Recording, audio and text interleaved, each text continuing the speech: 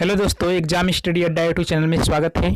दोस्तों, आज के वीडियो में हम लोग राष्ट्रपति से संबंधित 25 क्वेश्चन मोस्ट इम्पॉर्टेंट करने वाले हैं। आपके आने वाले सभी एग्जाम के लिए बहुत ही महत्वपूर्ण है।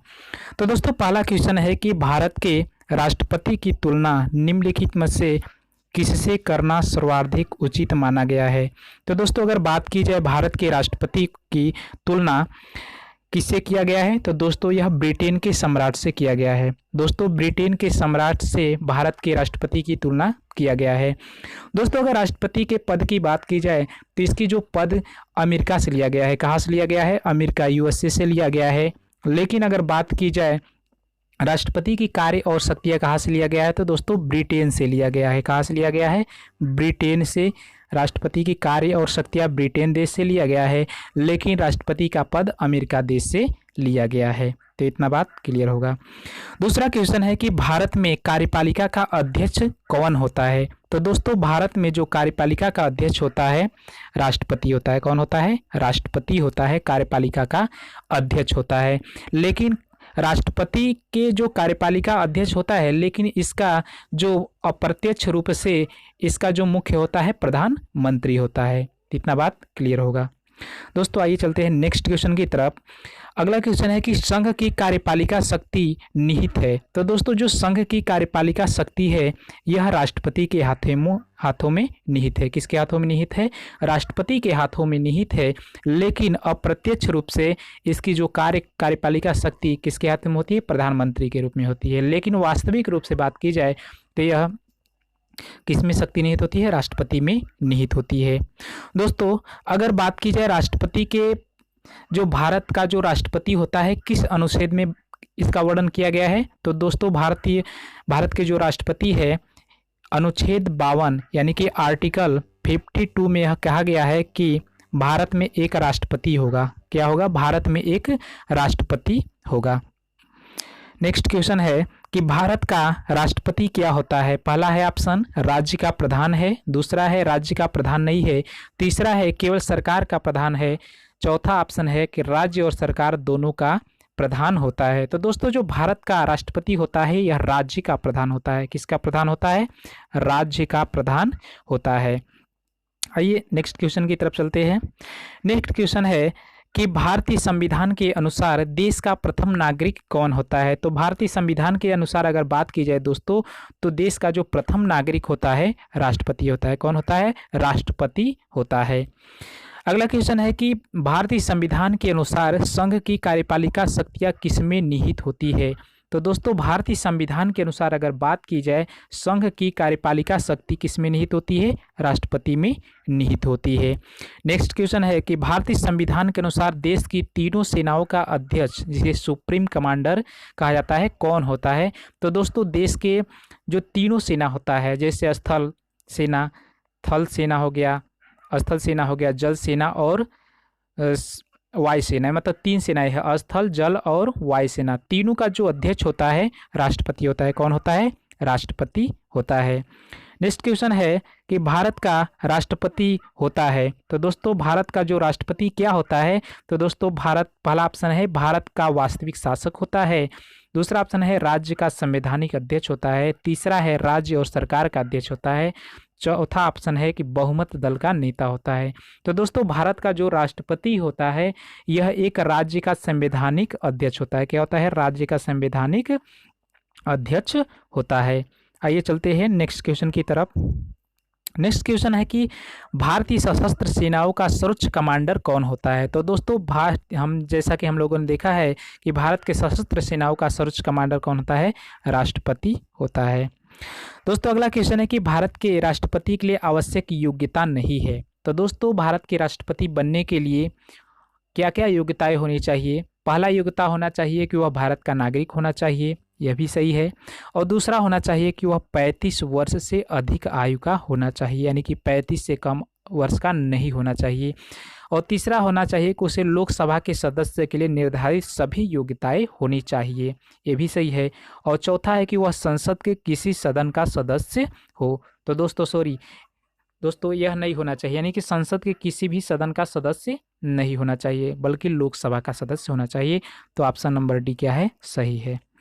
नेक्स्ट क्वेश्चन है कि भारत के राष्ट्रपति निर्वाचित होने के पात्र बनने के लिए किसी व्यक्ति की आयु पूर्ण होनी चाहिए। यानी कि दोस्तों भारत के राष्ट्रपति बनने के लिए कितनी उम्र होना चाहिए। तो दोस्तों भारत के राष्ट्रपति बनने के लिए कितना उम्र होना चाहिए, 35 वर्ष होना चाहिए। कितना उम्र होना चाहिए, 35 वर्ष होना चाहिए।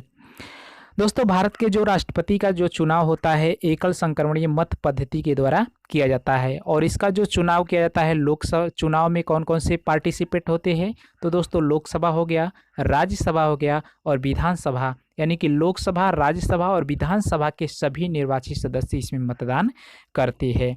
और जो निर्वाचक मंडल के द्वारा इसका मतदान कराया जाता है, यह आर्टिकल 52 में वर्णन किया गया है कि निर्वाचक मंडल के द्वारा इसका निर्वाचन किया जाएगा। आइए चलते हैं नेक्स्ट क्वेश्चन की तरफ।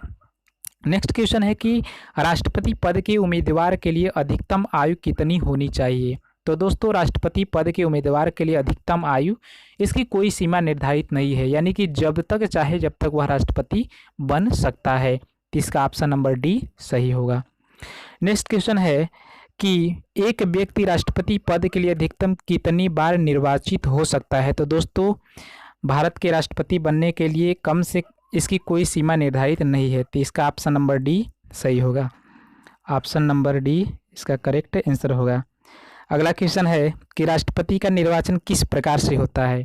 तो दोस्तों भारत में अगर राष्ट्रपति की बात की जाए तो यह अप्रत्यक्ष रूप से किया जाता है, यानी कि प्रत्यक्ष रूप से नहीं किया जाता है बल्कि चुने हुए प्रतिनिधियों के द्वारा इसका निर्वाचन किया जाता है।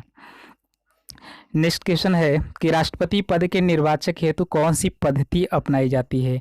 तो दोस्तों भारत में राष्ट्रपति के निर्वाचन के लिए समानुपातिक प्रतिनिधित्व एवं एकल संक्रमणीय मत पद्धति के द्वारा इसका चुनाव किया जाता है। तो इसलिए ऑप्शन नंबर डी सही होगा।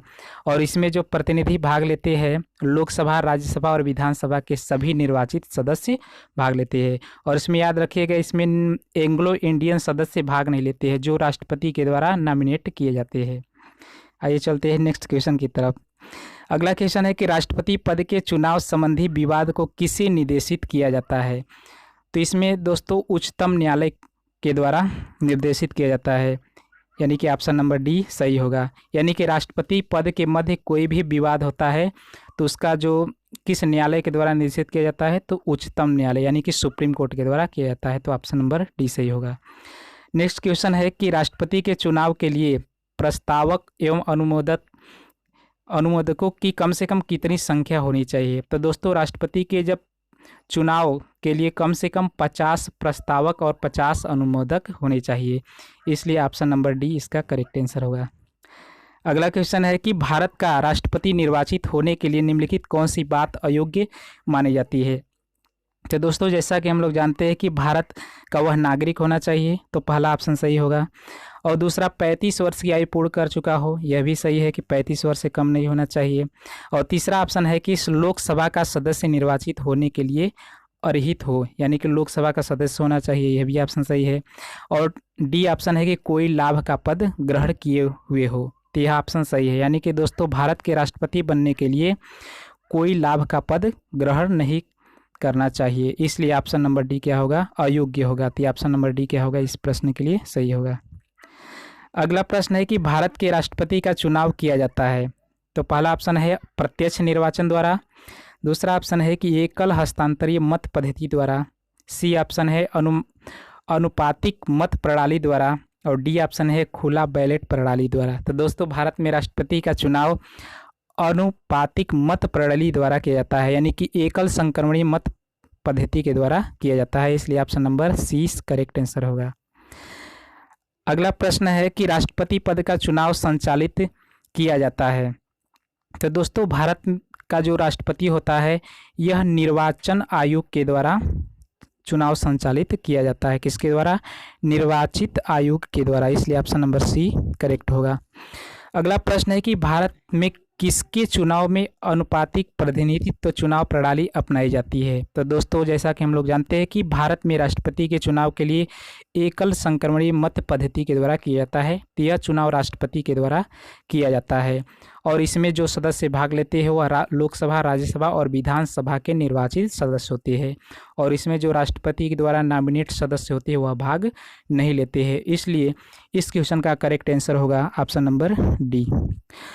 अगला प्रश्न है कि राष्ट्रपति चुनाव संबंधी मामले किसके पास भेजे जाते हैं? यानी कि दोस्तों, अगर राष्ट्रपति से संबंधित कोई भी अगर मामला हो तो वह किसके द्वारा सुलझाया जाता है? यह सुप्रीम कोर्ट के द्वारा यानी कि उच्चतम न्यायालय के द्वारा सुलझाया जाता है। तो ऑप्शन नंबर सी सही होगा। अगला प्रश्न है कि किस अनुच्छेद के तहत राष्ट्रपति और उपराष्ट्रपति निर्वाचन से संबंधित विवाद का निर्णय उच्चतम न्यायालय द्वारा प्रावधान संविधान में किया गया है? तो दोस्तों, अनुच्छेद 71 अनुच्छेद 71 में इसका प्रावधान किया गया है। तो इसलिए ऑप्शन नंबर डी सही होगा। अगला प्रश्न है कि राष्ट्रपति पद के उम्मीदवार को चुनाव प्रचार हेतु कितना समय मिलता है? तो दोस्तों, राष्ट्रपति के उम्मीदवार के चुनाव प्रचार के लिए 2 सप्ताह का समय मिलता है। इसलिए ऑप्शन नंबर बी करेक्ट होगा। अगला प्रश्न है कि भारत के राष्ट्रपति का चुनाव कितने वर्षों के लिए होता है? तो दोस्तों, भारत के राष्ट्रपति के लिए 5 वर्षों के लिए चुनाव किया जाता है। इसलिए इसका करेक्ट आंसर होगा ऑप्शन नंबर बी। तो दोस्तों, आज के वीडियो हम लोग टॉप 25 महत्वपूर्ण प्रश्न को किए। अगर वीडियो आपको अच्छी लगी हो तो इस वीडियो को जरूर लाइक कीजिए और जो फ्रेंड्स एग्जाम स्टडी अड्डा चैनल पर नए हैं वे एग्जाम स्टडी अड्डा चैनल को जरूर सब्सक्राइब करें और साथ में बेल आइकन प्रेस करना न भूलिए। दोस्तों, फिर मिलेंगे एक नए वीडियो के साथ। तब तक के लिए धन्यवाद।